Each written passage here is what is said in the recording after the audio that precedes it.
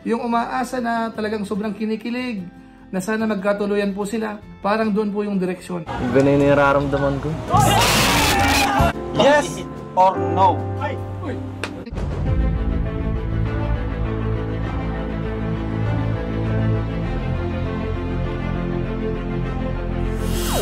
Ayun, shoutout guys. Muli, welcome to my YouTube channel. Ito po si Kuya July, ang inyong katugang, ang inyong kalingap. Na muling bumabati po sa inyo ng magandang araw, magandang gabi.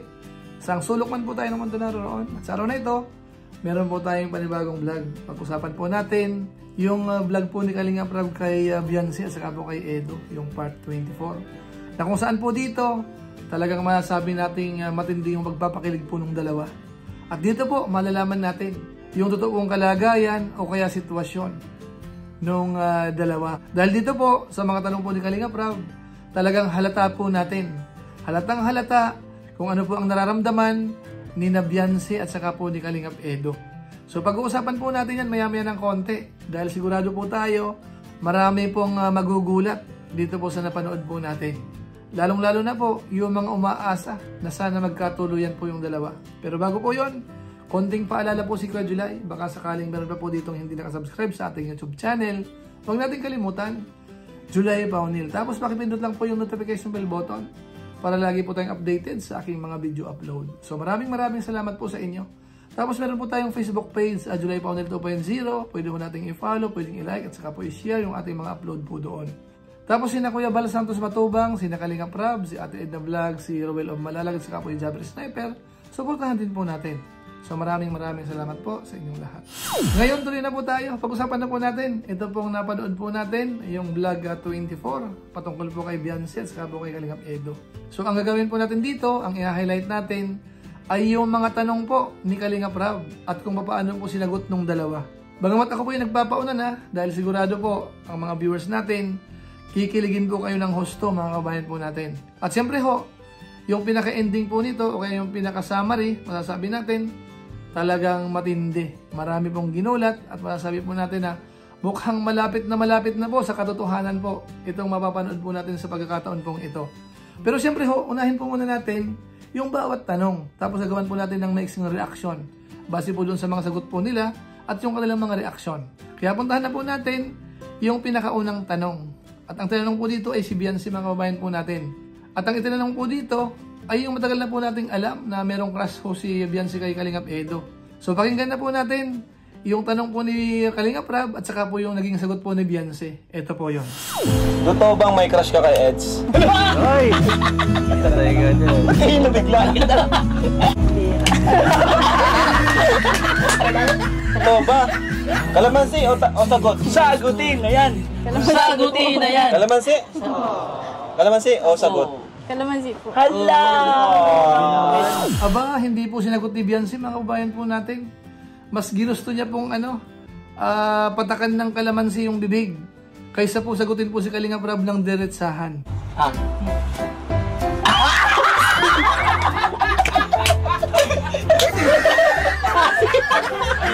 Bagamat siyempre ho, alam natin kung ano po yung isasagot ni Beyonce po dito. Dahil kung sakasakali pong hindi, madali ang sabihin hindi. Kaya yung pagpili niya po ng kalamansi, isa lang po ang ibig sabihin noon.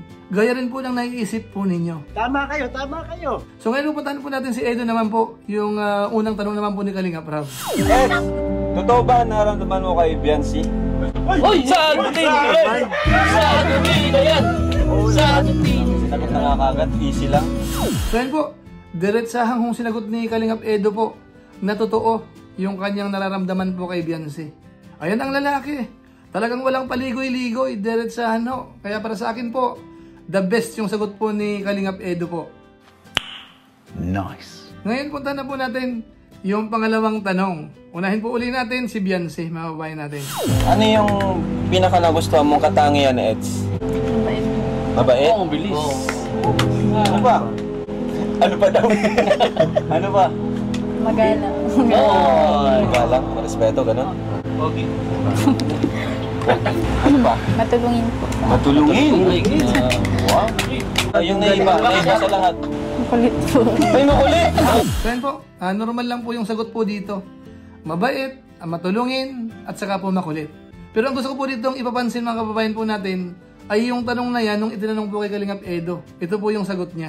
Ano yun naman yung nagustuhan mo kay Biancy? Siyempre, una, mabait din. Maalaga. Sa pamilya niya. Saka, ano pa ba? Maganda. At, Lagi nag-miss mo. Bola. saka isa pa, family oriented. At higit sa lahat, crush ako. Ayun, kasama po sagot ni Edo, maganda, at saka yung crush ako. So yun po ang the best. Ganun po yung mga sagot po ni Edo dito, talagang diretsahan mga kabayan natin. So nakadalawa na po siya. Ngayon po naman po natin yung pangatlong tanong. At ito naman po ay patungkol sa parang medyo malayo po yung agwat ng kanilang edad. Pakinggan po natin. Naniniwala ka ba sa kasabihang age doesn't matter? Opo.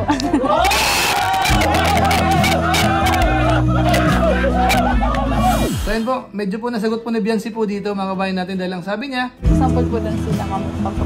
Okay. ganun din po yung magulang niya. Dahil alam naman po natin, malaki din po yung agwat ng tatay niya doon po sa edad ng nanay niya. So dito po masasabi natin, okay po yung sagot po ni Biancy dito. Pero siyempre po mas matindi ito pong tanong kay Edo mga kabayan po natin. Dahil ang tanong po dito ay patungkol kung nakamove on na raw ba siya doon sa kanyang mga dating nakalab team. Ito panoorin po natin. Eds, naka-move on ka na ba sa dati mong kalab?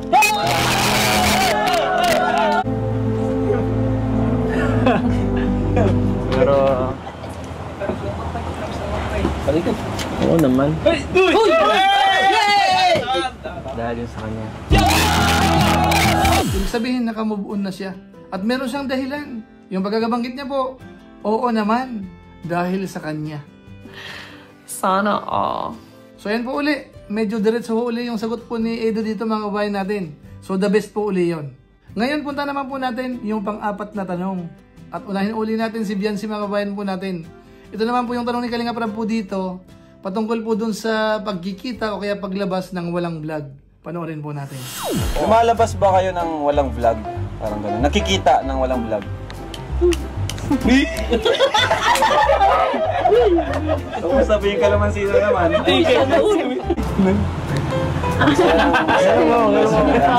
Kunti. Ako na po, niluloko na. Hindi mo nila lahat, madaya kayo. Asin kilig. So ayan po, medyo alanganin po uling sagutin ni Biancy mga kabayan po natin. Ano po kaya ang pinili niya po? Kalamansi po uli. Ngayon punta naman po natin yung tanong po kay Edo. Dahil magandang tanong po uli ito. Panoorin po natin. Hanggang kailan mo kaya maghintay para sa pag-ibig? Hindi ka pag-ibig. Grabe ha, hirap ng tanong ha. Hanggang kailan mo maghintay para sa pag-ibig? Mahirap yun bro, no? Hanggat pwede. Hanggat pwede. Hanggat pwede. Nakahanda po si Edo na maghintay. Hanggat po pwede. So ganun po uli. Ngayon ewan ko lang po, dito sa panglimang tanong po natin, kung medyo makakausad po si Biancy ho dito. Dahil ang tanong po ni Kalingap Rab po dito, ay kung nagseselos siya, dun po sa mga nakalab team po ni Kalingap Edo po. Ito panoorin po natin. Nagselos ka na ba? Nagselos ka na ba sa mga dating nakalab team ng Eds? Hindi po. Hindi. Bakit? Ba't hindi ka nagselos? Ba't hindi ka nagselos? Alam ko naman kung ano. Uy! Alam daw niya. Okay na. So dito po, maganda po yung sagot po ni Biancy. Diretso ho, ano? So hindi raw po. Dahil ang dating po dito, parang may alam din po siya. At hindi tayo nagtataka. Dahil sa mga nakaraang vlog po, ay nababanggit niya yan na updated po siya sa mga naging collab team po ni Kalingap Edo, mga kabayan po natin. So ngayon pupunta naman po natin yung tanong naman po kay Edo. Eds, for content lang ba itong ginagawa mong effort para kay Biancy? Ayan na. Content. For content lang ba yun? Yung mga pagtalon-talon? Oo, gano'n. Kung nararamdaman mo, for content lang ba yung ginagawa ko? Pinasa sa yung tanong. Sa tingin ko, hindi. Opo.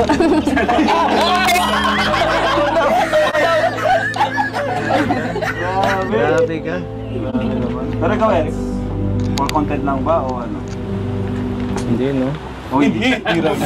So yan po, diretso po uli yung sagot po ni Edo dito. Yung effort niya kay Beyonce, hindi ho pang content lang, maliwanag po yun. Kaya dito po sa tanong na ito, masasabi natin, pareho po sila maganda yung sagot. Diretso po. Ano mga kabayan natin? So punta naman po natin yung sunod na tanong po uli. Bali pang 6 na po ito lumalabas mga kabayan po natin.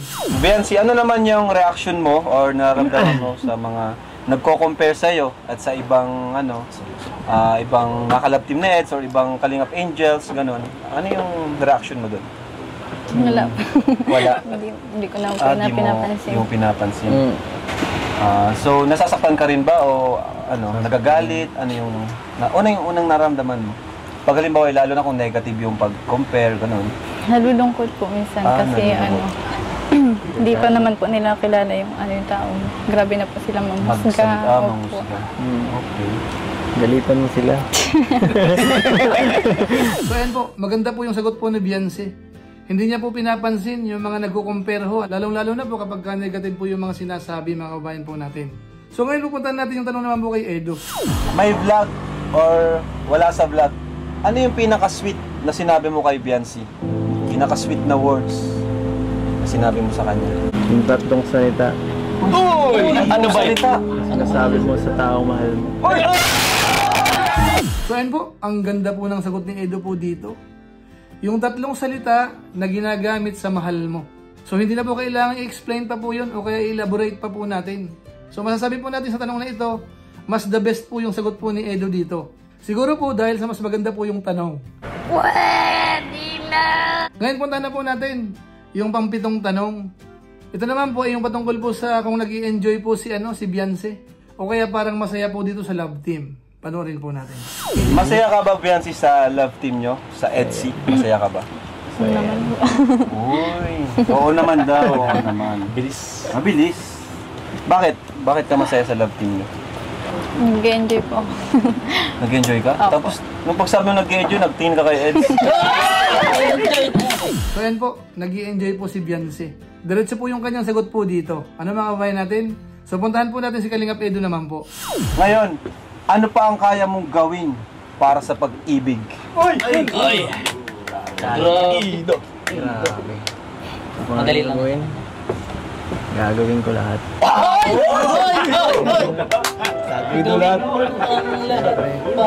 Gagawin ko lahat para ipanalo to. So ayan po, matindi po uli yung sagot po ni Edo po dito mga kabayan natin.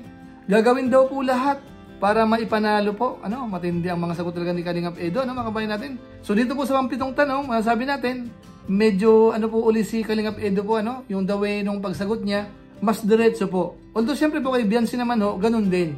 Dito po sa tanong number 7. Ngayon punta naman po natin yung pang-8 tanong po. Nagalit or napikon ka na ba kay Eds? Ano? Oo? Oo? Saan po? So yan po, ang sagot po ni Beyonce po dito, minsan daw po. Pero kung ating maaalala po sa mga vlog ni Kalingap Rab, parang wala tayong natatandaan na parang napikon po siya. Kaya sa analysis po natin, baka sakaling yung pagkapikon niya ay off-cam mga kabayan po natin. Hindi ho kaya? Ano po sa palagay natin? Pwede niyo pong i-comment po sa baba. Ngayon lipat po tayo sa tanong naman po kay Edo mga kabayan natin. Ito naman po ay patungkol dun sa mga episode kung alin daw po yung pinaka-paborito. So panoorin po natin. Ano yung paboritong episode mo dun sa EDC series natin? Pinaka-nagustuhan mo dun? Halos lahat naman gusto ko eh. Lahat ng part gusto ko basta kasama ka dun. Lahat daw po basta kasama po si Beyonce. So the best po talaga Magaling yung mga sagot po dito ni Kalingap Edo. Bagamat siyempre po yung sagot naman po ni Beyonce dito sa pang-8 tanong ay okay naman po. Kaya masabi natin na pareho po diretso naman yung kanilang sagot. Ngayon puntahan na po natin yung pinakamagandang tanong po kay Beyonce mga kabayan po natin. At dito po pakinggan natin mabuti at saka tingnan po natin yung kanilang reaksyon. Dahil dito po ang tanong dito kung merong pag-asa kung sakasakaling manliligaw. Although siyempre po alam natin nanliligaw na po sa Kalingap Edo Pero siyempre po, pakinggan po natin yung tanong at saka po yung sagot po ni Beyonce. May pag-asa ba si Edo? Kung sakaling manligaw, gano'n. Sagutin na yan. Sagutin na yan. Sagutin na yan. Tago niya na ito, tago niya.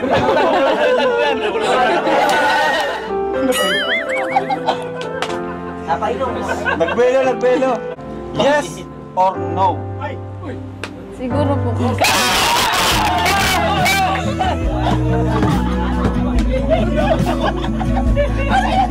Siguro. Yes. So yan po, siguro daw po. Ano? So parang sinabi niya po na meron talaga. So masasabi natin parang finish na ho yung yung laban. Ano po kaya sa palagay po natin yung reaction ng mga nanonood sa ngayon, mga kababayan po natin? Kahit nakailang ulit na po, ano ang reaksyon ninyo? Siguro naman po maraming kinilig po, mga kababayan natin. Dahil dito po sa sinagot po ni Beyonce na siguro daw po, parang sa diretsahan hong sagot, masasabi natin parang yun na yun, mga kababayan natin. Ano, parang clear po tayo doon. Ngayon puntahan po natin yung tanong naman po kay Edo. Masasabi mo bang huling love team mo na ba ito? Oo. Huling love team. Huli at ito na lang talaga. Bakit huli na? Huli na at siya na yun eh. Bakit huli na at bakit siya na? Ano ibig sabihin nun? Huli na kasi iba na to eh. Iba na yung nabubulol na pati ako. Iba na yung nararamdaman ko. Yan po, ang ganda po ng sagot po ni Edo po dito. Ito na raw po yung huli at ito na lang. Dahil iba na po ang kanyang nararamdaman. Ibig sabihin ho, hindi na po siya umaasa na magkakaroon pa po ng kasunod. Ibig sabihin, dito pa lang, tuloy na dapat. Magkatuloyan na dapat ang ibig sabihin. Paano masabi? Kaya masasabi natin, mga kabayan po natin sa ating reaction sa ngayon, ito po yung pinaka-the best question. Yung tanong po kay Beyonce, kung mayroong pag-asa, at dito naman po kay Kalingap Edo, kung ito na po yung pinakahuli, talagang maliwanag po, nagtatagpo po yung kanilang sagot. Kaya sa kabuuan ho, masasabi natin dito po sa pinanood po natin, ang mga katanungan na dapat sagutin, masasabi talaga natin na mukhang doon na pupunta, mga kabayan po natin. Yung umaasa na talagang sobrang kinikilig, na sana magkatuluyan po sila, mukhang nakikinikinita na po natin, mga kabayan po natin. Parang doon po yung direksyon. So siguro po, abangan po natin sa mga susunod pang episode, kung talagang ang pakiramdam po natin ay magtutuloy-tuloy. Bagamat siyempre po, sa naobserbahan po natin, doon sa mga unang tanong, yung mga sagot po ni Beyonce, medyo safe po yung mga sagot niya. Kahit alam po natin na pwede nang sabihin yung totoo, medyo pinipili niya po yung kalamansi. So siyempre po, nahihiya rin siguro siya na dapat po nating maintindihan dahil babae po siya. So kahit paano po, medyo nag-iingat din po siguro si Beyonce. Kahit alam po natin mula umpisa na talagang meron siyang crush kay Edo, pero sa ngayon po hindi niya masabi ng diretsahan. Pero bumawi naman po siya doon po sa last part. So kumbaga po yung mga nauna na yun, nanapon na natin na parang hindi masyadong diretso yung sagot, binawi niya po dito sa huling tanong, mga kabayan po natin. So masabi po natin, the best yung naging question and answer po ni Kalingap Rab dito po sa dalawa. Siguro po, hanggang dito lang po muna ang ating reaksyon, Yung iba pong mga benepisyo, yung mga packages, yung mga natanggap po ni Beyonce, siguro po sa mga ibang pagkakataon po natin i-highlight po yun. Pero siyempre po, meron tayong konting pakonsuelo pa po. At dito po natin tatapusin. Nung nagkakantahan po sila doon sa sasakyan, may napansin po tayo dito na talagang nagpakilig pa rin po.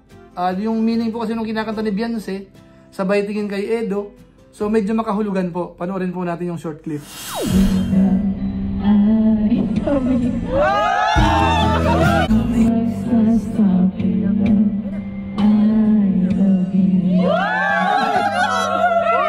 So yan po. Siguro po sa pamamagitan po niyan, pansamantala magpapaalam po muna tayo. Pero gaya po ng dati, meron lang po muna tayong isa shout out.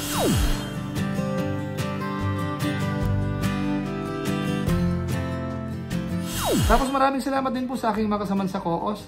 Kalingap OFW Organic Sponsor sa inyo pong patuloy na pagsuporta po sa mga pabahay program ni na Kuya Bal Santos Matubang at saka po ni Kalingap Rab. Maraming salamat po sa inyo.